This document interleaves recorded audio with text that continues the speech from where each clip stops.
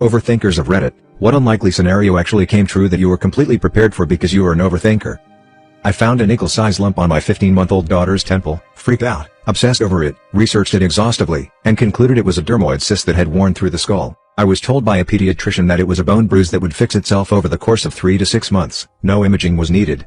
And I shouldn't make an appointment at the children's hospital because it would resolve on its own. I got an x-ray done anyway and the radiologist confirmed every one of my suspicions. But the pediatrician still said to wait and see because that's what you do with dermoid cysts, and it was definitely not through the skull despite what the radiologist said. Made an appointment at the hospital anyway, and the surgeon swore up and down that although it was a dermoid cyst as I'd suspected, it would not be through the skull since in all his years of practice it never had been. Well, guess what?